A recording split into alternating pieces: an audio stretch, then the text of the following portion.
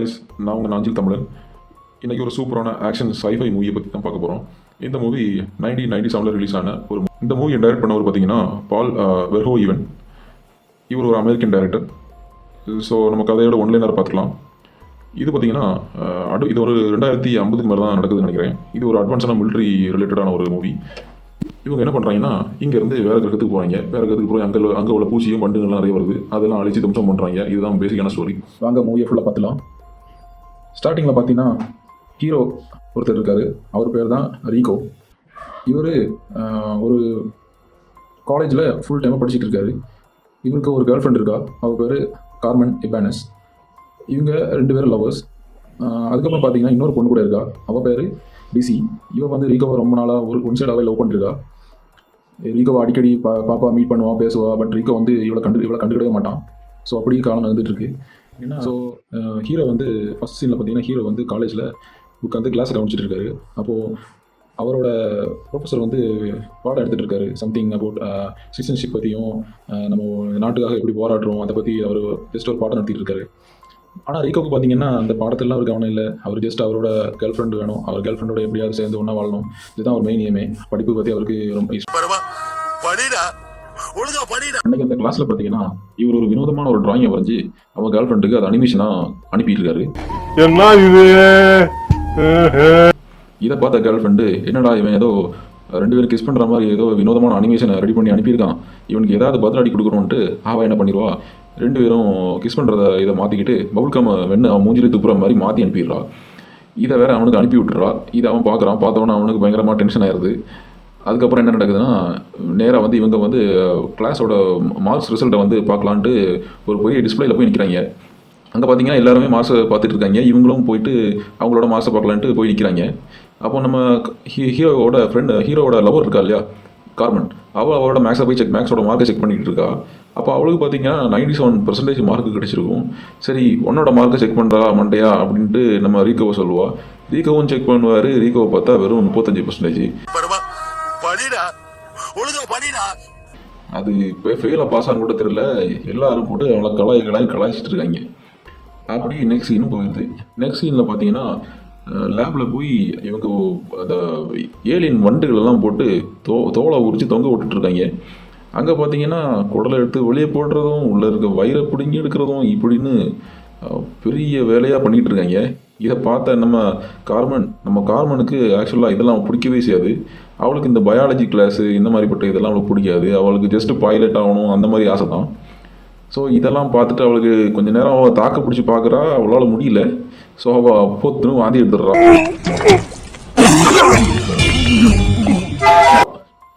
அப்படியே அந்த சீனை அங்கேயே முடிச்சிடறாங்க. நெக்ஸ்ட் சீனை பார்த்தீங்கன்னா நம்ம ரீகோவோட ஃப்ரெண்டு. இவன் ஒரு சரியான ஜீனியஸுங்க. இவன் வந்து எப்போ பார்த்தீங்கன்னா இவன் வந்து சைக்காலஜியில் இவனுக்கு ரொம்ப இன்ட்ரெஸ்ட்டு. ஸோ அவன் வந்து என்னென்னா அவனுக்கு அடுத்தவங்க மனசில் என்ன நினைக்கிறாங்க இதுதான் அவனுக்கு ஃபுல்லாகவே இது. அவன் யாராவது ஒரு ஆள் அவன் பார்த்துட்டான்னா அவங்க மனசில் என்ன நினைக்கிறாங்கன்னு அப்படியே கப்புன்னு பிடிச்சிருவான். அப்படி அவன் ரீகோவையும் ஒரு எக்ஸ்பெரிமெண்ட் பண்ணலான்னு ரீகோவையும் கூப்பிட்டு வரான். ரீகோவுக்கும் அவன் மனசில் என்ன நினைக்கிறான்னு ரீகோவை பார்த்து கண்டுபிடிக்கலான்னு இவன் டெஸ்ட் பண்ணிட்டுருப்பான். அப்படி பார்த்தீங்கன்னா ரீகோவுக்கு அதில் இன்ட்ரெஸ்டே இல்லை. ரீகோ என்னடா இது பண்ணிகிட்டு இருக்க, எனக்கு இதில் இன்ட்ரெஸ்ட் இல்லை போடான்ட்டு அவன் கலாய்ச்சி அங்கேருந்து போயிடுறான்.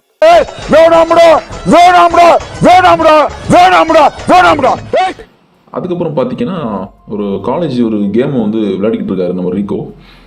ஏதோ அங்கே உள்ள ஏதோ அமெரிக்கன் ஃபுட் கேம் போல். அப்படி விளையாடிட்டு இருக்கும்போது பார்த்தீங்கன்னா ஒரு புதுசாக ஒரு கேரக்டர் ஒன்று இன்ட்ரடியூஸ் பண்ணுறாங்க. இந்த கேரக்டர் என்னென்னா நம்ம ரீகோவோட கேர்ள் ஃப்ரெண்டை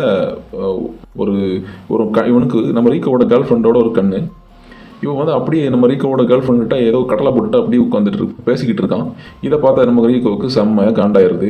ரீகோவும் வான் பண்ணுறாரு, என் கேர்ள் ஃப்ரெண்டை நீ பார்த்து ஏதோ பேசிக்கிட்டு இருக்க, இதெல்லாம் சரிப்பட்டு வராது, போட்டு தள்ளிடுவோம் பார்த்துக்க அப்படின்னு சொல்கிறாரு. அப்படியே கேமும் ஸ்டார்ட் ஆயிடுது. கேமில் பார்த்தீங்கன்னா ரீகோவுக்கு கான்சன்ட்ரேஷன் இல்லை. ஸ்கோரும் ஆப்போசிட் டீமுக்கும் ஸ்கோர் எகிரிட்டே போகுது. இவர் ஏதோ லவ்வரும் இவன் தூக்கி போயிடுவான்ட்டு அவள் கவலையில் இவர் கேமையும் கோட்டை விட்டுறாரு. கடைசியில் எப்படி பார்த்தீங்கன்னா அடித்து பிடிச்சி எப்படியோ நம்ம டிசியோட புண்ணியத்தில் கேமையும் ஜெயித்துடுறாரு. நெக்ஸ்ட் பார்த்தீங்கன்னா அப்படியே அந்த சீன் அங்கேருந்து கட் ஆயிடுது. அப்படியே பார்த்தீங்கன்னா ரீகோவோட வீட்டுக்கு வர்றாங்க. ரீகோ என்ன பண்ணுறான்னா வீட்டிலேருந்து கோட்டு சூட்லாம் டையெல்லாம் போட்டுட்டு எங்கேயோ கிளம்பிட்டு இருக்காரு. அப்போ தான் அவங்க அப்பா அண்ணனோட போட்டு அங்கேருந்து வந்துட்டு இருக்காரு. வந்துட்டு சொல்கிறாரு, என்னடா எங்கே போகிற, எங்கே கிளம்பிட்ட திருதுப்புன்னு அப்படின்னு கேட்குறாரு. உடனே நம்ம ரீக்கவும் சொல்கிறான், நான் காலேஜ் ஃபங்க்ஷனுக்கு போகிறேன், காலேஜ் முடிய போகுது, அதனால் ஏதோ ஆனுவல் ஃபங்க்ஷனாக இருக்குது போல் அங்கே போய் போகிறேன் அப்படின்றாரு. நம்ம ரீக்கோட டேட் அப்பாவும் சொல்கிறாரு, சரி எங்கே போனாலும் போயிட்டு போ, படித்து முடிஞ்சு நீ என்ன பண்ண போகிற, இன்ஜினியர் ஆக போறியா, டாக்டர் ஆக போறியா, என்ன பண்ண போகிறேன்னு கேட்குறாரு. இவனும் சொல்கிறான், எனக்கு அதெல்லாம் இன்ட்ரெஸ்ட் இல்லை, நான் வந்து மிலிட்ரியில் ஜாயின் பண்ண போகிறேன், நான் எனக்கு ஸ்பேஸுக்கெல்லாம் போகிறதுக்கெல்லாம் இன்ட்ரெஸ்ட் இல்லை, நான் போய் அடிச்சு சண்டை போட போகிறேன் அப்படின்ட்டு வண்டுகளை பிரித்து மேய போகிறேன் அப்படிங்கிறாரு. இதை பார்த்த நம்ம ரீக்கோட டேடு அப்பாவுக்கு பயங்கர டென்ஷன் ஆயிடுது. அவர் சொல்கிறாரு, என்னடா தேவையில்லாமல் போய் உயிரை விட புரியா, இதெல்லாம் சரிப்பட்டு வராது, யார் உனக்கு பாடம் எடுக்கிறாரு இதெல்லாம் அப்படின்னு கேட்குறான். அம்மா அவனும் நம்ம மொட்டை மண்டைய ப்ரொஃபஸராக சொல்லி கொடுக்குறான். உடனே நம்ம ராஜாக்ஸ் தான் அந்த ப்ரொஃபஸர் அப்படின்றான். உடனே அவர் திட்டிட்டு, அவன்லாம் ஒரு ப்ரொஃபஸராக, அவன் இப்படிலாம் பாடம் எடுத்தா என்ன சரிப்பட்டு வராது அப்படின்ட்டு திட்டி அனுப்பிடுறாரு. அப்படி அங்கே சீன் அங்கேயே கட் ஆயிடுது. நெக்ஸ்ட் சீன் பார்த்தீங்கன்னா, இவங்க ஒரு அந்த ஃபங்க்ஷன் சொன்னீங்கள, அந்த ஃபங்க்ஷனுக்கு வந்துட்டாங்க. அங்கே பார்த்தீங்கன்னா நம்ம டிசி அங்கேயும் வந்துடுறா. அவனை சொல்லி நிறுத்துங்களா, அவன் நிறுத்துற மூசுக்க மட்டும் வந்துட்டு இருக்கான், நிறுத்துற அவனை பைத்தியக்காரப்ப வரீங்களா. இவனை துரத்தி விடாம துரத்தி வந்துக்கிட்டே இருக்கா. இவனுக்கும் அவன் மேலே இன்ட்ரெஸ்டே இல்லை, சொன்னாலும் கேட்க மாட்டேங்கிறா. அப்படி பார்த்தீங்கன்னா நம்ம ப்ரொஃபஸர் வந்துடுறாரு, மொட்டை மண்டையன் ப்ரொஃபஸர். ஸோ ரீக்கோ வந்து மொட்டை மண்டையன் ப்ரொஃபஸர்கிட்ட கேட்குறான், என்ன சார் நம்ம வந்து மிலிட்ரிக்கு போயிடலாமா அப்படி இப்படின்னா. அவரும் அட்வைஸ் பண்ணி அனுப்பிடுறாரு. திரும்பி பார்த்தா நம்ம கார்மன் இருக்கா இல்லையா, அவனுக்கு பார்த்தீங்கன்னா அந்த கேமில் ஒரு மண்டையன் வந்தானே, அவன்கிட்ட பேசிக்கிட்டு இருக்கா. இதை பார்த்தா ரீகோவுக்கு செம்மையாக காண்டாயிருது, என்னடா இவன் இங்கேயும் வந்துட்டானா அப்படின்ட்டு பார்க்குறாரு. அப்படி பார்த்தீங்கன்னா அவருக்கு செம்ம காண்டாயிருது. நெக்ஸ்ட் அவன் அங்கேருந்து கிளம்பி போயிடுறான். நம்ம ரீகோவும் கார்மெண்ட்டை பேசிக்கிட்டு ஓகே அங்கேயே அவங்க நல்லா பேசிக்கிட்டு அங்கேருந்து போயிடுறாங்க. அப்படியே சீன் அங்கேயே கட் ஆயிடுது. நெக்ஸ்ட் சீன் பார்த்தீங்கன்னா நம்ம ரீகோ, இவங்க கார்மென், அப்புறம் அந்த ஜீனியஸ் ஃபைக்கோ மண்டையன் இருக்கால, அவனும் 3 பேரும் கையை தூக்கி உறுதிமொழி கொடுத்துட்டு இருக்காங்க. ஏதோ மிலிட்ரியில் அவங்க ஃபோர்ஸில் ஜாயின் பண்ண போகிறாங்க இல்லையா, அதனால உறுதிமொழி எடுத்துகிட்டு இருக்காங்க. அப்படி பார்த்தீங்கன்னா அவங்க ஃபார்ம் எல்லாம் கொண்டு வந்து ஒருத்தன் கையில் ரோபோட் ஆமோடு கையோடு இருக்கிறான், அவன்கிட்ட போய் ஃபார்ம் எல்லாம் கொடுக்குறாங்க. அவனும் வாங்கி ஃபார்ம் எல்லாம் பார்த்துட்டு இருக்கான். அப்போ கார்மெனுக்கும் ஃபார்மரை பார்க்குறான். கார்மென் நிறைய மார்க்ஸ் எடுத்துருக்கிறா. ஸோ அவன் வந்து பைலட் ஆக போகிறான். ஸோ ஓகேம்மா அப்படின்ட்டு அவனை வழி அனுப்பி வச்சிடறான். சைக்காலஜிக்கு மண்டையனும் வந்துடுறான். அவனும் ஓகேன்ட்டு ஃபார்ம் அனுப்பிடுறாரு. நெக்ஸ்ட் பார்த்தீங்கன்னா நம்ம ரீகோ ஃபார்மை கொண்டு கொடுக்குறான். அவன் அந்த ஃபார்மை பார்த்துட்டு நீ என்ன பார்க்க போகிற அப்படின்னு கேட்கும்போது அவன் சொல்கிறான், நான் வந்து மொபைல் இன்ஃபென்ட்ரி ஜாயின் பண்ண போகிறேன் அப்படின்றான். உடனே அவர் சொல்கிறாரு, டேய் அதில் ஜாயின் பண்ணி தான்டா நான் இந்த நிலமையில் இருக்கேன், என் கையை பார்த்தா கூட உனக்கு தெரியலையா, 2 காலும் கூட போயிடுச்சா அப்படின்ட்டு அவர் சொல்லிடுறாரு. இதை பார்த்தா அவனுக்கு பயங்கரமாக டென்ஷன் ஆயிடுது. அவன் அங்கேருந்து கிளம்பிடுறான். நெக்ஸ்ட் சீன் பார்த்தீங்கன்னா வீட்டுக்கு போயிடுறான். வீட்டுக்கு போயிட்டு அவங்க அப்பாவோட சண்டை போடுறான். அவங்க அப்பாவும் சொல்கிறாரு, இங்கேருந்து நீ போனேன்னா இதான் கடைசி, முதலும் கடைசி இதுதான், இதுக்கப்புறம் நீங்கள் வீட்டுக்குள்ளே வந்துக்கிட மாட்டே, போனேன்னா ஒரே போயிரு, செத்து எங்கேயா போயிடுறா அப்படின்னு சொல்லிடுறாரு. அவனும் வெளியே வந்துடுறான். நீ பெரிய ஜமீன்தாரு, உன்னை இருக்க சொல்றக்கு வெளியே போங்கடா ஐயோ. நெக்ஸ்ட் சீன் அப்படியே அந்த சீன் அங்கேருந்து கட் ஆயிடுது. அடுத்த சீனில் பார்த்தீங்கன்னா நம்ம கார்மனை வழி அனுப்ப ரீகோ வந்துருக்காரு. வந்துக்கிட்டு அங்கே இருந்து என்னவோ 2 பேரும் பேசிக்கிறாங்க. அவன் நிறைய சூட் கேஸு பேக்ஸ் எல்லாம் லக்கேஜ் எல்லாம் வச்சு ரீகோவும் அதை தூக்கிட்டு போய்கிட்டு இருக்கான். அப்படி ரீகோ கிட்ட அவள் பேசுகிறான், என்ன நீ என்ன முடிவு பண்ணியிருக்க, எப்போ ஜாயின் பண்ண போகிறேன் அப்படின்னு கேட்குறான். அவனும் நானும் என் மார்க்குக்கு அதுதான் கிடைக்கும், என் மார்க்குக்கு கண்ணை தூக்கிட்டு போக தான் முடியும், உன்ன மாதிரி பைலட்லாம் என்னால் ஆக முடியாது அப்படின்னு சொல்லிடுறான். அப்படியே அவளே வழி அனுப்பி வச்சிடுறான். அப்படி இப்போ ரீகோவும் சோகத்தில் நிற்கிறான். இவளே நம்ம இனி எப்போ பார்க்க போகிறது அப்படின்ட்டு சோகத்தில் நிற்கிறான். அப்படியே அங்கே சீனை கட் ஆயிடுது. நெக்ஸ்ட் சீனை பார்த்தீங்கன்னா நம்ம ரீகோ வந்து மிலிட்ரியில் ஜாயின் பண்ணிட்டான். ஜாயின் பண்ணிட்டு ட்ரைனிங் எடுக்கிறதுக்காக வந்து இருக்கிறான். அப்போ பார்த்தா ஒரு ட்ரில் இன்ஸ்பெக்டர் ஒருத்தன் இருக்கிறான். அவன் வந்து பார்த்தா ஒரு அரமண்டல் மாதிரி இருக்கான். அவன் அந்த மிலிட்ரி ஃபோர்ஸில் யாரையுமே அவன் வந்து அடிக்காமல் விட்டதில் போல் எல்லாரையும் போட்டு பொழந்து கட்டிக்கிட்டு இருக்கான். அங்கே வர ஸ்டூடெண்ட்ஸ் எல்லாம் அடித்தே கொண்டுருவான் போல், அப்படிப்பட்ட ஒரு அரக்கனாக இருக்கான். அப்படி இவங்க போய் அதில் ஜாயின் பண்ணிக்கிறாங்க. அங்கே பார்த்தீங்கன்னா நம்ம டிசியும் வந்து ஜாயின் பண்ணிக்கிறான். இதை நம்ம ரீகோ பார்க்குறாரு, என்னடாவா நம்ம எங்கே போனாலும் இவன் நம்மளை ஃபாலோ பண்ணிக்கிட்டு இருக்கா, அதனால் இவன் என்ன பண்ண அவனும் திருன்னு முடிச்சிட்டு இருக்கான். அப்படியே நம்ம ட்ரில் இன்ஸ்பெக்டர் வந்து நம்ம டிசி கிட்ட கேட்குறாரு, நீ என்ன பெரிய ஆளாக ஃபைட் பண்ணுறியா அப்படின்னு கேட்குறாரு. நம்ம டிசியும் ஆமாம் நானும் ஒன்று போட்டு தள்ளிடுவேன்ட்டு சட்டையை கலத்தி நிற்கிறா. இவனை அவளை தூக்கி போட்டு மிதிச்சு காலத்தையே உடச்சி விட்றான். அங்கே அப்படி சீன் கட் ஆயிடுது. நெக்ஸ்ட் சீன் பார்த்தீங்கன்னா இவங்க ஏதோ கேன்டீனில் வந்து இதை சாப்பிட்டுட்டு இருக்காங்க. ஏதோ ஒரு பிங்க் கலரில் ஏதோ ஒரு பிங்க் கலரில் ஏதோ ஒன்று கொடுக்குறாங்க. அதையும் வாங்கி சாப்பிட்டுட்டு இருக்காங்க. அப்போ பார்த்தீங்கன்னா ஒரு வினோதமான ஒரு கேரக்டர் ஒருத்தன் வரான். அவன் பேர் தான் ஏஸ். அவன் பார்த்தா ஏதோ ஸ்பைக்கு மட்டை மாதிரி இருக்கான், வெள்ளை பசா மாதிரி இருக்கான். வந்துக்கிட்டு வந்து நிற்கிறான். அப்போ எல்லாரும் சேர்ந்து அவனை அடித்து பற்றி அனுப்பிடுறாங்க. போடா லைனில் போய் நில்லுடா அப்படின்ட்டு பற்றி அனுப்பிடுவாங்க. அப்படி அந்த சீனை கட் பண்ணிட்டு வந்தால் நம்ம டிசி வந்து ரீகோவை சாப்பிட்டு இருக்கும்போது டென்ஷன் பண்ணிட்டு இருக்கா. அவன் நிறுத்துற அந்த லூசுக்கு மட்டும் வந்துட்டே இருக்கான் போடுறா நிறுத்துற அவனை பைத்தியக்காரப்ப எதுக்கா வரீங்க எங்கெல்லாம் சொல்லிடுறான். நெக்ஸ்ட் சீன் அப்படி கட்டாக இங்கே வந்தாச்சுன்னா நம்ம எல்லாரும் கத்தி எல்லாம் தூக்கி எறிஞ்சி பயிற்சி பண்ணிட்டு இருக்காங்க. அப்போ நம்ம ஏஎஸும் பார்த்தீங்கன்னா கத்தி எடுத்து எறிகிறான்.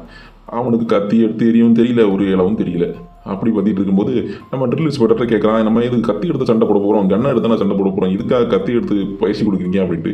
அப்போ நம்ம ட்ரில் இன்ஸ்பெக்டருக்கு பயங்கர டென்ஷன் ஆகுது. ஏற்கனவே ஒரு அரை மண்டல் அவன் சொல்கிறான், அவன் கையை செவுத்தில் வச்சு நின்றுட்டு கத்தி எடுத்து அவன் செவுத்தில் கையை வச்சுருந்தாலே ஏறிஞ்சு கையை உடைச்சிடுறான்.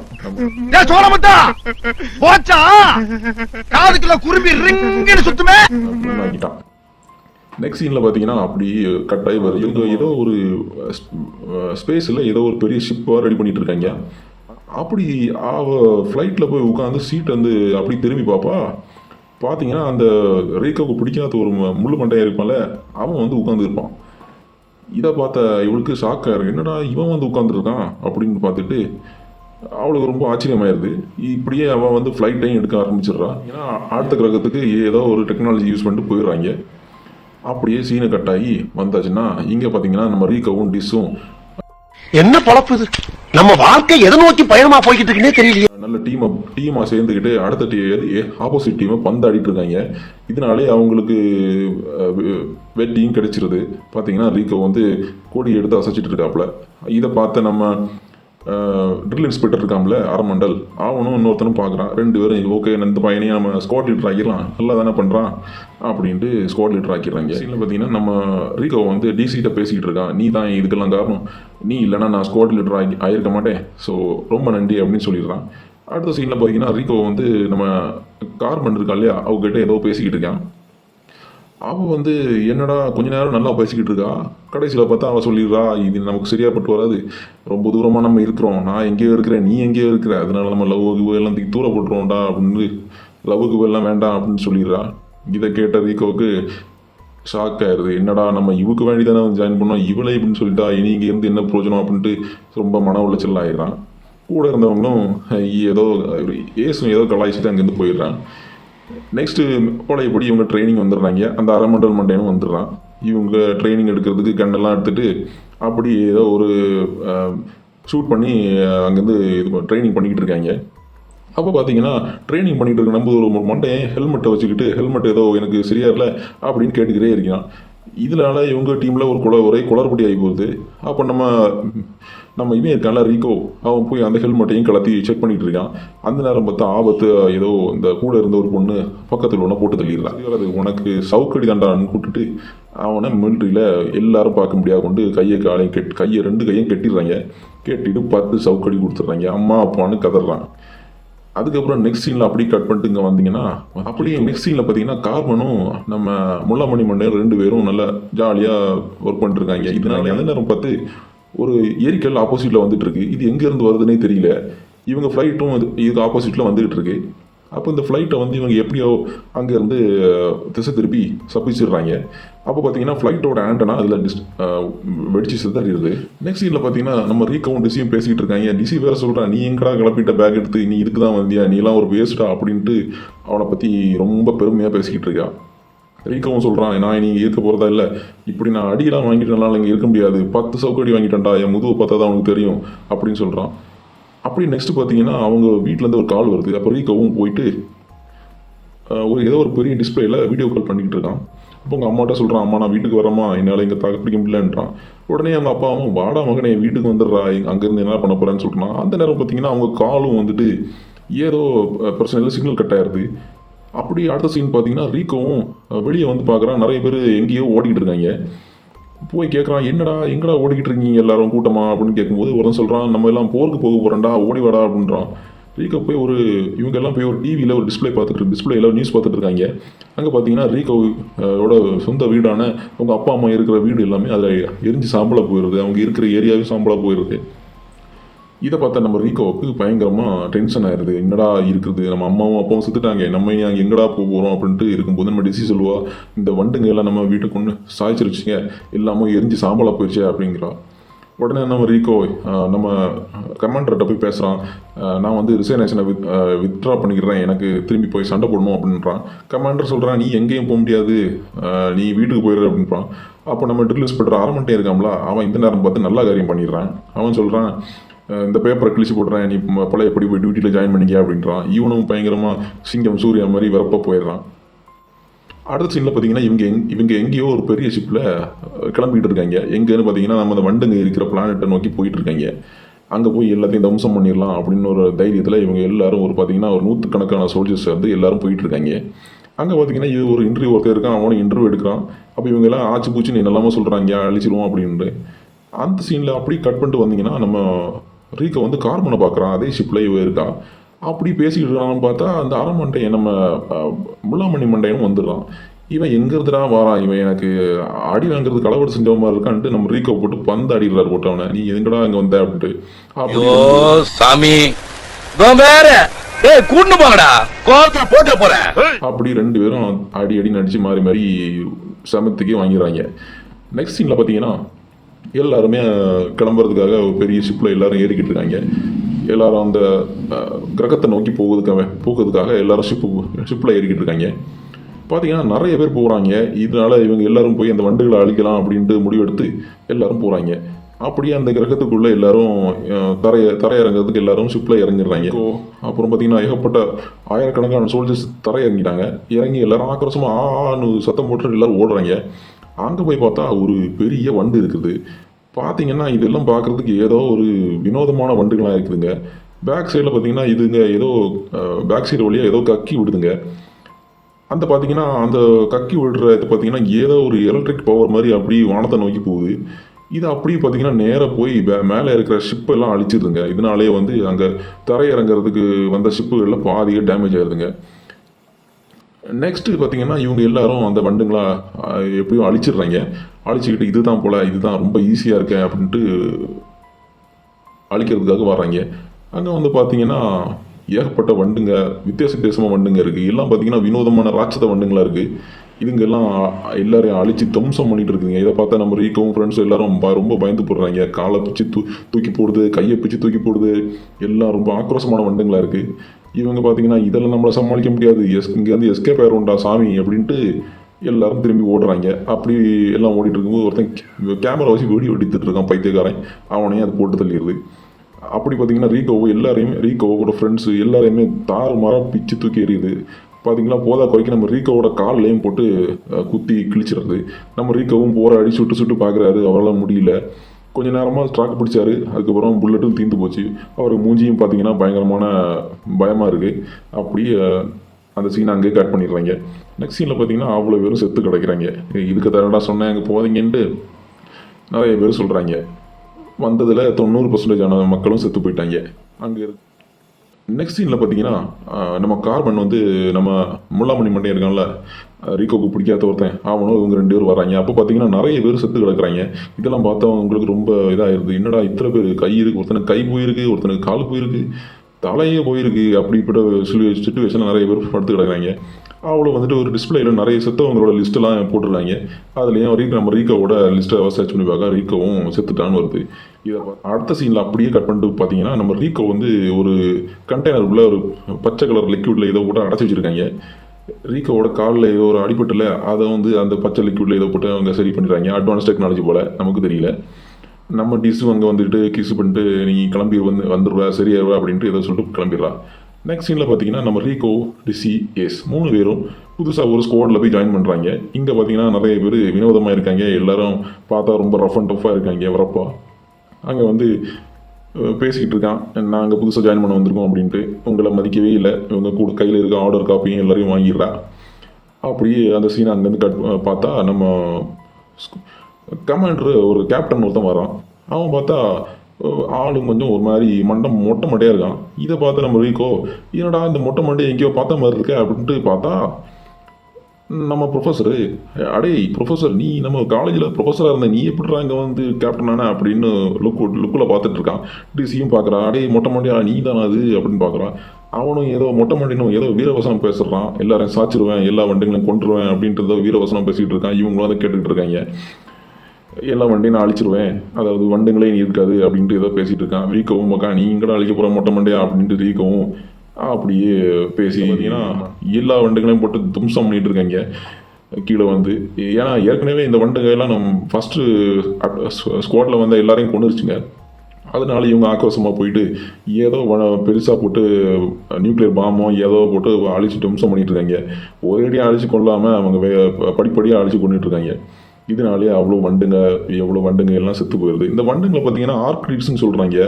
ஏதோ வினோதமான பேராக இருக்குது, பார்த்தா ஏதோ கொசு மாதிரி இருக்குது, எல்லாம் கொசு பெரிய கொசுவாக இருக்குதுங்க.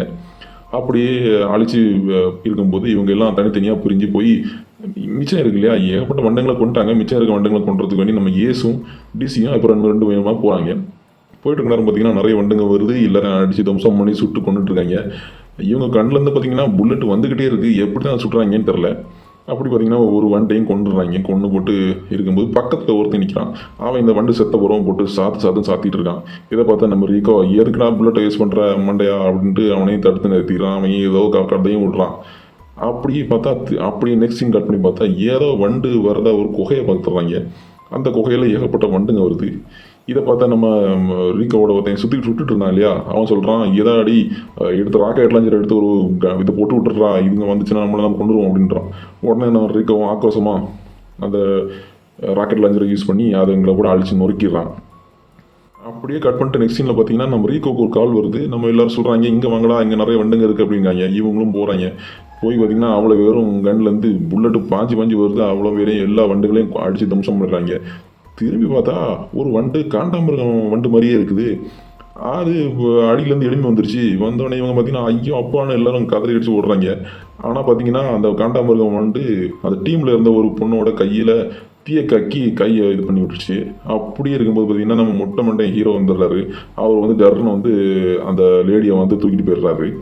நம்ம ரீகோ பார்த்தீங்கன்னா புத்திசாலித்தனமாக ஒரு மேடான ஒரு இடத்துல போய் நின்றுக்கிட்டு நம்ம அந்த வண்டு இருக்குல்ல அந்த வண்டோட மேல் பக்கத்தில் ஜம்ப் பண்ணிட்டு பார்த்தீங்கன்னா சுட்டு அதில் அந்த வண்டோட மேல் பகுதியில் ஒரு பெரிய ஒரு தூரத்தை கிரியேட் பண்ணிட்டு அதில் ஒரு பாம்பை தூக்கி போடுறாரு. இதனால இந்த வண்டு நில குழஞ்சிருது. கொஞ்ச நேரம் பார்த்தீங்கன்னா வண்டும் வெடிச்சு சிதறிடுது. நெக்ஸ்ட் சீனில் பார்த்தீங்கன்னா நம்ம ரீகோ வண்டு கொண்டு சாத்திட்டான் இல்லையா, இதை பார்த்த நம்ம கேப்டன் மொட்டை மண்டியா இருக்கான்ல, அவன் வந்து கூப்பிட்டு சொல்கிறான் எப்படிடா இதெல்லாம் செய்கிறா அப்படின்ட்டு. உடனே அவரும் சொல்கிறாரு சரி நீ ஏதோ பண்ணி அதை கொண்டுட்ட, அதனால் நீ தான் இனி கோர்பலாக இருக்க போகிற அப்படின்னு சொல்கிறாரு. ஏதோ தலைமை பதவி ஏதோ கொடுக்குறாரு போல. அவனும் ஓகே சார் நான் தான் எல்லாம் பண்ணிடுவேன் எல்லாம் சாத்திடுவேன்ட்டு அவனும் அந்த பதவியை வாங்கிடுறான். ஏதோ அவனுக்கு ரொம்ப சந்தோஷம் போல். அப்படியே அவன் வந்து நம்ம ரீகோ இருக்கான்ல, அவன் வந்து நேராக நம்ம டிசிக்கிட்டேயும் ஏஸுக்கிட்டேயும் கேட்குறான் நீங்கள் ரெண்டு பேரில் யாராவது ஒரு ஆள் ஸ்குவாட் லீடராக இருக்கீங்களா அப்படின்ட்டு. நம்ம ஏஸ் சொல்கிறான் எனக்கு ஒன்றும் வேண்டாம், ஆல்ரெடி ஸ்குவாட் லீடர் ஆனதெல்லாம் போதும், நீயே இருந்துக்க அப்படின்றான். உடனே டிசி வந்து அந்த பதவி ஏற்றுக்கிறான். அன்றைக்கி நைட்டு அவங்க ஒரு இடத்துல டென்ட் போட்டு ஸ்பெண்ட் பண்ணிடுறாங்க. நிறைய ஆட்டம் பாட்டம் நல்ல குடியும் குமாலமாக இருந்துடுறாங்க. நெக்ஸ்ட்டு பார்த்தீங்கன்னா அடுத்த சீனில் இவங்க வந்து ஒரு பெரிய மலை பகுதியில் அப்படி நடந்து போயிட்டுருக்காங்க. நடந்து போயிட்டு இருக்கணும் பார்த்தீங்கன்னா ஏதோ மலையில் ஏதோ அங்கேயும் இங்கிட்டும் கோசு மாதிரி பறந்து போயிட்டுருக்கு. இதை பார்த்தா உங்களுக்கு கேப்டனுக்கு ஏதோ அங்கே இது இருக்குப்பா அப்படின்ட்டு அவருக்கு மனசில் ஏதோ மொட்டை மண்டி தோணிடுது. அவன் அப்படியே ஒருத்தனை டெஸ்ட்டுக்கு நீ மலைக்கு மேலே போய் நில்றான்றான். அப்பாவே அவனும் போய் மேலே போய் நின்று ஏதோ பேசிக்கிட்டு இருக்கான். அப்போ பார்த்தீங்கன்னா ஒரு பெரிய கொசு மாதிரி ஒன்று வந்து அவனை தூக்கிட்டு போயிடுது. இதை பார்த்த நம்ம கேப்டன் கன்னை எடுத்து போட்டுன்னு அந்த பையனை போட்டு தள்ளிடுறாரு. இது இவனுக்கு மட்டும் இல்லை யாருக்குனாலும் நானும் சரிதான், நானாக இருந்தாலும் சரிதான், சுட்டு கொண்டுருங்க, ஏன்னா வண்டுங்கள்ட்ட மாட்டி நம்ம சாப்பிடக்கூடாது அப்படின்னு வீரவசனம் பேசி அங்கேருந்து போயிடுறாங்க. நம்ம ரீக்கவும் எல்லாரையும் கூப்பிட்டுட்டு வாங்கடா வாங்க என்னை ஃபாலோ பண்ணி வாங்க அப்படின்ட்டு கூப்பிட்டுட்டு போயிடலாம். நெக்ஸ்ட்டு பார்த்தீங்கன்னா இவங்க வந்து ஒரு பெருசாக ஒரு பேஸுக்கு வர்றாங்க. அங்கே பார்த்தீங்கன்னா ஒரு பேஸாக இருக்குது. இது யார்டா இங்கே ஆள் இல்லாத இடத்துல கொண்டு கட்டியிருக்காங்க அப்படின்னு இவங்க மனசில் யோசிச்சுட்டு போகிறாங்க. உள்ளே போய் பார்த்தா நிறைய பேர் செத்து கிடக்குறாங்க. அப்போ தான் இவங்களுக்கு தெரியுது ஏகப்பட்ட ஃபஸ்ட்டு ஸ்குவாடில் வந்தாங்கன்னு சொன்னீங்களா, அதை மாதிரி ஃபஸ்ட் ஸ்குவாடில் நம்ம நிறைய பேர் வந்தான்னு சொன்னோம் இல்லையா, அதில் கொஞ்சம் பேராக இருக்குன்னு நினைக்கிறேன். ஏதோ நிறைய பேர் செத்து கிடக்குறாங்க. இவங்களும் உள்ளே வந்துட்டு என்னெல்லாமோ பண்ணி அங்கே உள்ள பாடிஸ் எல்லாம் தூக்கி போட்டுட்டு ஏதாவது கம்யூனிகேட் பண்ண முடியுமா அப்படின்னு செக் பண்ணுறதுக்காண்டி உள்ளே போய் செக் பண்ணுறாங்க. நம்ம கேப்டனும் அப்படி வந்து உள்ளே வந்து செக் பண்ணுறாரு. ஒரு பெரிய தூரம் இருக்குது. அப்போ ஏசுன்னு சொல்கிறான், ஆமாம் இந்த தூரம் வழியாக தான் வந்திருக்கும் அப்படின்னு சொல்லிட்டு அப்படி பார்க்குறாங்க. பெரிய தூரமாக இருக்குது. ஒரு நம்ம சிக்னல் செக் பண்ண வேண்டி வந்தாங்க, டிஸ் வந்தால. அப்போ ஒருத்தன் பாப்பா அவன் வந்து சரிஞ்சு கிடப்பான். இதை நம்ம கேப்டன் அவனை தூக்கி பார்ப்பாரு. அவன் மண்டையில் இருக்க மூளையெல்லாம் ஏதோ உறிஞ்சி குடிச்சிருது. இதை பார்த்த இவங்களுக்கு பெரிய ரொம்ப பயமாக இருக்குது. ஏதோ வித்தியாசமான ஒரு வண்டு இங்கே இருக்குது அப்படின்னு நினச்சிட்டு நம்ம மொட்டை மண்டைன்னு கேட்குறான். இவங்களும் பார்த்துட்டு இருக்காங்க என்ன. அப்படி கட் பண்ணி அடுத்த சீனில் வந்தால் அதே இடத்துல ஒருத்தன் பீரோவில் ஒருத்தன் உள்ளே ஒளிஞ்சி இருக்கிறான். அவன் எதுக்கு இருக்கிறான் என்ன பண்ணுறான் ஒன்றும் தெரியல. அவங்ககிட்ட கேட்டால் இங்கே ஏதோ நடக்குது, நான் எல்லாரும் செத்துட்டாங்க, நான் மட்டும் பீரோக்குள்ளே ஒளிஞ்சிட்டேன் அப்படின்னு சொல்கிறான். அவன் பார்த்தா ஏதோ ஒரு சுப்பீரியர் ரேங்க் ஆஃபீஸர் போல் எல்லாரும் கை கட்டி நிற்கிறாங்க. அதுக்கப்புறம் அவன் பார்த்தீங்கன்னா இங்கேருந்து போயிருங்க, இல்லைன்னா பெரிய பிரச்சனை யாரும், நானே ஒளிஞ்சிருந்தேன் அதெல்லாம் தப்பிச்சேன், போகலைன்னா அவ்வளோ பேரும் செத்துருவீங்க அப்படின்னு சொல்கிறான். அவனும் இங்கே வெளியே வந்து சொல்கிறான், தயவு செஞ்சு என்னை கொண்டுடுறா, இங்கே இருந்து நான் உயிரோட கொண்டுரும், நீ எல்லாரும் சாக வேண்டிதான், பேசாமல் நீ என்னை கொண்டுரு அப்படின்னு சொல்கிறான். நம்ம மொட்டை மொட்டைன்னு சொல்கிறான், டேய் உன்னை கொண்டுருவேன்டா, நீ வாயை மூடிக்கிட்டுரு அப்படின்னு சொல்கிறான். நம்ம டிஸ்ஸும் பார்த்தீங்கன்னா கம்யூனிகேஷன் ட்ரை பண்ணிகிட்டு இருக்கா. அவனுக்கு கம்யூனிகேஷன் கிடைக்கவே இல்லை. அப்படியே நம்ம சுப்பீரியர் ஆஃபீஸர்கிட்ட வராங்க. சுப்பீரியர் ஆஃபீஸர் இருக்கான் இல்லையா, அவன் சும்மா ஏதோ சொல்லிக்கிட்டே இருக்கான். டேய் என்னை கூப்பிட்டு போங்கடா இங்கேருந்து, ஏன்டா என்ன இப்போ டார்ச்சர் பண்ணுறீங்க அப்படின்னு சொல்லிட்டே இருக்கான். நம்ம கேப்டன் சொல்கிறாரு, டேய் மரியாதையாக வாய முடிக்கிட்டு சும்மா டார்ச்சர் பண்ணிகிட்டு இருக்கேன், அடிச்சா கொண்டுறான் அப்படின்றாரு. அந்த நேரம் பார்த்தீங்கன்னா அவ்வளோ பேரும் கப்புன்னு அங்கேயும் ஓடிக்கிட்டு இருக்காங்க. எங்கேயோ ஓடிக்கிட்டு இருக்காங்க. சுப்பீரியர் ஆஃபீஸர் சொல்கிறான், டேய் ஏதோ வந்து சிறப்பு பாருங்கடா அப்படின்றான். அப்படியே பார்த்தீங்கன்னா எல்லாருமே ஓடிக்கிட்டு இருக்காங்க. அங்கே போய் வெளியே பார்த்தா ஒரு கூட்டமாக வண்டுங்க வந்துக்கிட்டே இருக்குது. ஒன்று இல்லை ரெண்டு இல்லை, ஒரு ஆயிரக்கணக்கான வண்டுகள் வந்துக்கிட்டே இருக்குது. நம்ம கேப்டனும் மொட்டை மண்டையாக இருக்கால, அவனும் பார்த்தீங்கன்னா போடா அங்கிட்டு அவர் அவங்க வந்து பார்ப்பாரு. பார்த்தா நிறைய வண்டுங்க வந்துக்கிட்டே இருக்குது. அவருக்கும் ஆச்சரியமாக இருக்குது, என்னடா இவ்வளோ வண்டுங்க வருது, இதெல்லாம் நம்ம எப்படிடா சமாளிக்க போகிறோன்ட்டு அவரும் பயங்கர வினோதம் பார்த்துட்டு இருப்பார். அவர் எல்லாருக்கும் ஆர்டர் கொடுத்துருவாரு, சுட்டு தள்ளுங்க அப்படின்றாரு. உடனே அவ்வளோ பேரும் போய் சுட்டு தள்ளிடுறாங்க, வண்டுங்களாம் கொண்டுறாங்க. அப்படி பார்த்தீங்கன்னா அந்த கொசு மாதிரி நிலமா பறந்து வருது, அதுவும் சுட்டு தள்ளிடுறாங்க. ஒரு கொசு பார்த்தீங்கன்னா நேராக வந்து நம்ம சுப்பீரியர் ஆஃபீஸர், அவன் ஆல்ரெடி இதை உழைத்துக்கிட்டே இருந்தான், அவனும் செத்து போயிடுறான். அவன் மேலே ஓடி அது விழுந்து அவனையும் தும்சம் பண்ணிடுது. வண்டும் செத்துடுது, அந்த ஆளும் செத்துடுறான். நெக்ஸ்ட்டு பார்த்தீங்கன்னா நம்ம ரீகோ வந்து கம்யூனிகேஷனை ரெடி பண்ணிட்டான். டிசியும் கம்யூனிகேஷன் ரெடி பண்ணிட்டான். எவனாவது வந்து எங்களை காப்பாற்றுங்கடா, ஹெல்ப் பண்ணுங்கடான்ட்டு ரீகோவும் கேட்குறான். அப்படியே கட் பண்ணிட்டு நெக்ஸ்ட் சீன் வந்தீங்கன்னா நம்ம எல்லாரையும் போட்டு அந்த வண்டுக்கு துவம்சம் பண்ணிட்டு இருக்கு. இவங்க வேற கீழே இறங்கிட்டாங்க. மேலே நின்னா எல்லாரையும் அடிச்சு அதுங்க வந்து ஒன்றுக்கு மேலே மேலே ஏறி வந்துட்டு இருக்குதுங்க. உள்ளேயே நின்று எல்லாரும் அடித்து துவம்சம் பண்ணிட்டு இருக்காங்க. இதுக்கு மேலே இவங்க கண்ணிலேருந்து எப்படி தான் இத்தனை புல்லட் வருதுன்னு எனக்கு கொஞ்சம் ஆச்சரியமாக தான் இருக்குது. ஏன்னா சுட்டுக்கிட்டே இருக்காங்க, அவங்க கண்ணில் புல்லட் தீரவே மாட்டேங்குது. அப்படியே இருக்காங்க. அப்போ ஃப்ளைட்டை வந்து அந்த நேரம் பார்த்து ஃப்ளைட்டு வந்துடுது. இவங்க வந்து பார்த்தீங்கன்னா ரொம்ப பேர் இதில் செத்து போயிடுறாங்க. ஆனால் இவங்ககிட்ட ஒரு 10 பேருக்குள்ளே தான் இருக்காங்க. இவங்களும் சுட்டுக்கிட்டே இருக்காங்க.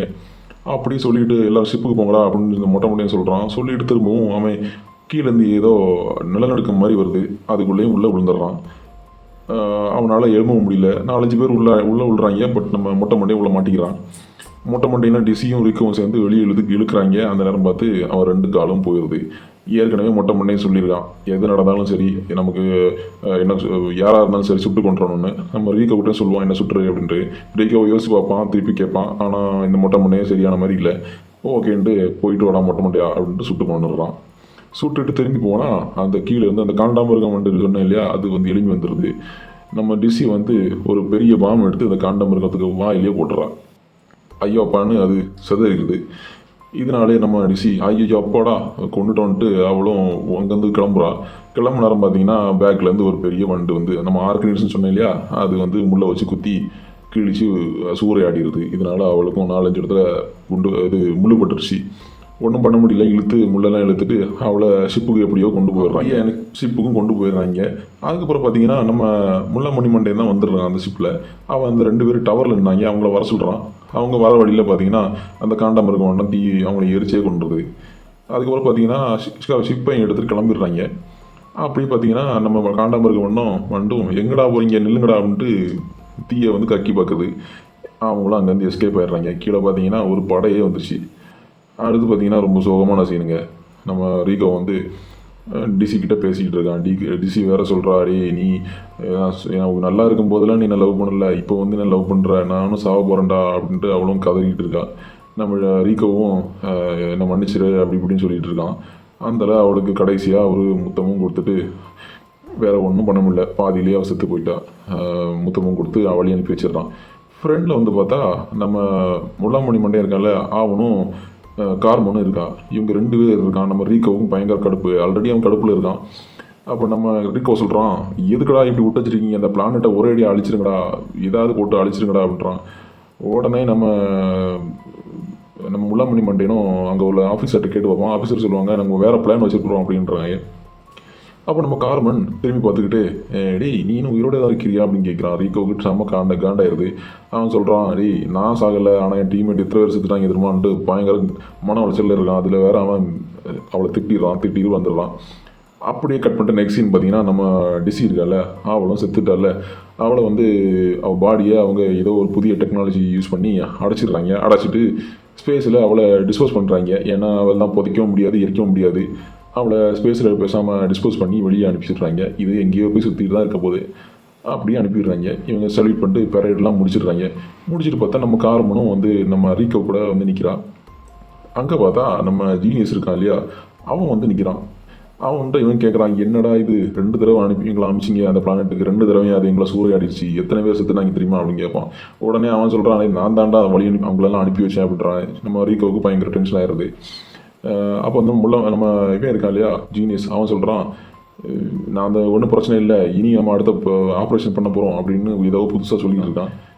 அப்போ நம்ம ரீகோ கேட்குறான், ஏதோ நம்ம டீமில் வந்து நம்ம மொட்டை வேறு செத்துட்டான், கேப்டன் எடுக்க போகிறீங்களா அப்படின்னு கேட்பான். அப்போ நம்ம ஜீனியஸ் சொல்லுவான், ஆமாம் புதுசாக கேப்டன் வேகன்சி இருக்குது, நீ போறியா அப்படின்னு கேட்குறான். நான் எடுத்துக்கிறேன் பதவியே அப்படின்ட்டு எடுத்துக்கிட்டு போகிறான். அப்படியே கட் பண்ணிட்டு நெக்ஸ்ட் சீன் வந்தீங்கன்னா, திருப்பியும் அடி வாங்குறதுக்கு வேண்டிய இவங்க புதுசாக படையெல்லாம் ரெடி பண்ணிட்டு வராங்க. இந்த முறை பார்த்தீங்கன்னா எல்லோரும் லொசுக்குங்க, சின்ன பசங்களாக இருக்காங்க. ஏற்கனவே அடி வாங்கினது பார்த்தா அதுன்னு திருப்பியும் வந்துட்டாங்க. எத்தனை தடவை அடி வாங்கினாலும் இவங்க திருந்த மாட்டாங்க போல் அப்படின்னு நம்ம ரீகோ வந்து பார்க்குறாங்க. ஏசுன்னு சொல்கிறான், என்னடா இது எல்லாமே குழந்தைங்களா இருக்குதுங்க, 18 வயசு கூட இருக்குமான்னு தெரியல அப்படிங்கிறான். அப்போ நம்ம ரீகோவும் என்னெல்லாமோ அவங்களுக்கு அறிவுரையெல்லாம் சொல்லி இப்படி இருங்க அப்படி இருங்கன்ட்டு நம்ம மொட்டையும் சொல்கிறான். அதே டைலாகையும் இவங்ககிட்டையும் சொல்கிறான். நெக்ஸ்ட் சீனில் பார்த்தீங்கன்னா திரும்பி அடி வாங்கணும் இல்லையா, அதுக்கு வேண்டிய பழையபடியும் இவங்க இந்த பெரிய ஷிப்பு எல்லாத்தையும் கொண்டுட்டு அங்கேயே வந்துடுறாங்க. பார்த்தீங்கன்னா நம்ம பிளானட்டு கீழே மற்ற முட்டை வண்டு இருக்குல்ல, அது பேக் சைடில் அதுக்கு இதெல்லாம் கக்கிடுது. அது மேலே வந்து ஷிப்பெல்லாம் அடித்து உடச்சி நொறுங்கிறது.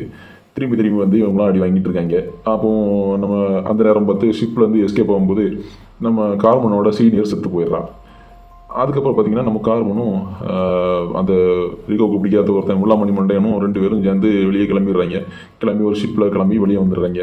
அப்போது ஹெல்ப்னு கேட்கும்போது இவங்க ரீகோவும் ஏசும் நம்ம பிளானட்டில் இருக்காங்க. அவங்களுக்கு கேட்குது, அவங்க என்னடான்னு கேட்குறாங்க 2 பேருக்கும். ஆனால் நம்ம கார்மனுக்கு கேட்கல. ஸோ இவங்க 2 பேரும் நம்ம கார்மனும் நம்ம முல்லாமணி மண்டையனும் 2 பேரும் லேண்ட் ஆகிறாங்க. லேண்ட் ஆகிட்டு அவங்க கண்டெல்லாம் எடுத்து ரெடியாக இருக்காங்க. அவங்களுக்கு எப்படி தெரியும் நம்ம இங்கேருந்து உசுரோட கிளம்ப முடியாது, ரெடி ஆகிப்போம், அட்லீஸ்ட் ஒரு வண்டியாவது கொண்டுடலாம் அப்படின்ட்டு 2 பேரும் முடிவெடுப்பாங்க. அந்த நேரம் பார்த்து நம்ம ரீகோவும் ஃபோன் பண்ணுவோம், கேட்போம். அப்போ பார்த்தீங்கன்னா நம்ம கார்மனுக்கு அது கேட்டுறோம். கார்மன் வந்து சொல்லுவா, இங்கே லொக்கேஷனை சொல்லிக்கிட்டு இங்கே வந்துரு, தயவு செஞ்சு வந்து என்னை காப்பாற்றிடு, கொஞ்சம் நேரம் லேட் ஆகிடுச்சின்னா எல்லாமே கந்தராயிரும் அப்படிமா. நம்ம ரீகோவும் அதை கேட்டுக்கிட்டு கிளம்பிடுவான் அங்கேருந்து. எல்லோரும் வாங்கடா காப்பாற்ற வேண்டி இருக்குது, நம்ம 2 பேரும் மாட்டிக்கிட்டாங்க அப்படின்ட்டு வரான். அதுக்கப்புறம் பார்த்தீங்கன்னா நம்ம அந்த வண்டுங்க சொன்னா இல்லையா, அந்த வண்டுங்க வந்து இந்த 2 பேரையுமே கொள்ளாது. 2 பேரையுமே நம்ம கார்மனை வந்து முதுகில் குத்திடும், நம்ம முல்லாமணி மண்டையில் காலை குத்தி 2 பேரையுமே அது கீழே படுத்து போட்டிருக்கோம். அந்த நேரம் பார்த்தீங்கன்னா ஒரு பெரிய ஒரு வண்டு வருது. அந்த வண்டு வந்து பார்த்தீங்கன்னா புதுசாக இருக்குது. இதுக்கு முன்னாடி அதை பார்த்ததே இல்லை நம்ம. இந்த வண்டு பார்த்திங்கன்னா ஒரு மாதிரி ஒரு வித்தியாசமாக இருக்குது. அது வந்து ஒரு கொழுன்னு கொளுத்த வண்டாக இருக்குது. இது வந்து அப்படி வருது. இதுங்களோட தலைவன்னு நினைக்கிறேன். இதை வந்து பிரெயின் பக் அப்படின்னு சொல்கிறாங்க. அதுவும் ஆடி அசைஞ்சு வருது. அதுக்கு நடக்கக்கூட சரியாக முடியல, அப்படி கொளுத்த வண்டாக இருக்குது. ஆரம்பத்தில் ஒருத்தனுக்கு மண்டையில் ஒரு மூளையை எடுத்து குடிச்சின்னு சொன்னேன் இல்லையா, அதுதான் இது. ஸோ இது வந்து என்ன பண்ணுதுன்னா, நம்ம முல்லாமணி மண்டைக்கு மண்டையை கொதறி மூளையை உறிஞ்சே குடிச்சிருது. அப்படியே பார்த்தீங்கன்னா நம்ம கார்மனை அது வந்து அதை மூளையை குடிக்கலான்னு பார்க்குது. அந்த டைம் பார்த்தீங்கன்னா நம்ம கார்மன் அதை குடிக்கக்கூடிய ஸ்ட்ராவை வந்து உடைச்சிட்றா. இதனாலே பார்த்தீங்கன்னா அதுக்கு ரொம்ப பயங்கரமாக அது பாதிக்கப்படுது. அப்படியே பார்த்தீங்கன்னா கார்மனை அதை விட்டு வச்சுக்குது. அந்த நேரம் பார்த்து நம்ம ரீகோ வந்து ஒரு பெரிய பாம்பை தூக்கிட்டு வந்துடுறான். இதை அந்த வண்டு பார்த்துக்கிட்டு இருக்குது. வண்டும் அங்கேருந்து கிளம்பி போயிடுது. இவங்களும் அங்கேருந்து ஓடிடுறாங்க. அப்போ பார்த்து ஒருத்தன் அடிபட்டு செத்துடுறான். அப்போ பாமும் இவங்க போட்ட பாமும் வெடித்து அங்கேருந்து எல்லாரும் வெடித்து செத்து அங்கே இருக்க அவனும் செத்து போயிடுறான். இவங்க 3 பேரும் அங்கேருந்து எஸ்கேப் ஆகிடுறாங்க. எஸ்கேப் ஆகிட்டு இவங்க எல்லாரும் எங்கேயோ ஓடி போயிட்டுருக்காங்க. ரீக்கவும் கேட்குறான், எங்கடா ஓடி போகிற ஒருத்தன்ட்டு கேட்குறான். அவனும் சொல்கிறான், நம்ம அந்த பிரெயின் பக்கை பிடிச்சிட்டோம் அப்படின்ட்டு. அங்கே பார்த்தீங்கன்னா ஒரு பெரிய வளையம் போட்டு அதை இழுத்து கொண்டு வர்றாங்க. அது பார்த்தீங்கன்னா அதுக்கு ஒரு ஏக்கர் கணக்கில் இடம் வேணும் போல். அது சும்மாவே நடந்து வராது. அதை போட்டு இழுத்து போயிட்டுருக்காங்க. நம்ம ஜீனியஸ் இருக்கான் இல்லையா, அவன் தானே சைக்காலஜி ஸ்டூடெண்ட். அவன் அதை தொட்டு பார்த்தோன்னா அவனுக்கும் அது பயந்துருச்சு அப்படின்னு சொல்கிறான். இதனாலே ரொம்ப அவங்க சந்தோஷப்படுறாங்க. அங்கே இருக்கவங்க எல்லாரும் ஆக்ரோஷத்தில் சத்தம் போடுறாங்க. அப்படியே நம்ம ரீகோவும் நம்ம கார்மனும் நம்ம ஜீனியஸ் ஃப்ரெண்டும் 3 பேருமே சேர்ந்துடுறாங்க. ஏதோ இவங்களுக்கு விதி போல் 3 பேரும் ஃபஸ்ட்லேயும் சேர்ந்தாங்க, லாஸ்ட்லேயும் சேர்ந்துட்டாங்க. அப்படி நம்ம ஜீனியஸ் சொல்கிறான், இந்த ஆள் தான் நம்ம வண்டை பிடிச்சாரு அப்படின்ட்டு ஒரு ஆளை தூக்கி காணிக்கிறான். அப்படியே பார்த்தா நம்ம இவன் இருக்கான் இல்லையா, நம்ம ரீகோ பார்க்குறான், என்னடா இவன் அராத்து பிடிச்சவனாச்சா அப்படின்ட்டு இவங்ககிட்ட போய் கேட்குறான், நீ தான் பிடிச்சியா அப்படின்ட்டு. இவன் தான் நம்ம ட்ரில் இன்ஸ்பெக்டர். அவன் கேட்குறான், நான் தான் பிடிச்சேன் அப்படின்ட்டு சொல்கிறான். பார்த்தா அவன் இப்போ தான் இங்கே வந்து ஸ்டார்டிங் ஸ்டேஜ்லேயே நிற்கிறான். அவன் தான் இப்போ சர்ஜென்ட்டாக வேலை பார்த்துட்டு இருக்கான். அப்போ நம்ம ஏசும் ஆமாம் இவன் தான் பிடிச்சான் அப்படின்னு சொல்கிறான். எல்லோரும் நல்லா சத்தம் போட்டு ஜாலியாக என்ஜாய் பண்ணிட்டு இருக்காங்க. அதுக்கப்புறம் பார்த்தீங்கன்னா நம்ம அந்த வண்டு சொன்னீங்க இல்லையா, அந்த மூளை வண்டு, அதை போட்டு இப்போ அடாவப்படுத்திட்டு இருக்காங்க. அது ஒத்தையில இவங்ககிட்ட மாட்டிருச்சு. என்னவோ போட்டு குத்தி அதை போட்டு டார்ச்சர் பண்ணுறாங்க. அது அடுத்த சீனில் அப்படியே கட் பண்ணிட்டு வந்தீங்கன்னா நான் எல்லாரும் பழைய எப்படியும் அடி வாங்குறதுக்கு எங்கே கிளம்பிடுறாங்க. அதோட படத்தை முடிச்சிடுறாங்க. எல்லாரும் அவங்க எங்கே போட்டு வாங்கடா எல்லாரும் சண்டை போடலாம் அப்படின்ட்டு பழைய எப்படியும் இப்போ அடி வாங்குறதுக்கு 1000 கணக்கில் சோல்ஜர்ஸை கொண்டு போகிறாங்க. என்னடா இது அடி வாங்கிட்டே இருக்கீங்களாடா அப்படின்னு படத்தையும் முடிச்சிடுறாங்க. நீ முதல்ல குதிச்சு அதே மாதிரி நானும் குதிச்சு சாவனா 2 பேரும் செத்து விளையாடுவோமா? அதுதான் எனக்கு ரொம்ப பிடிக்கும்.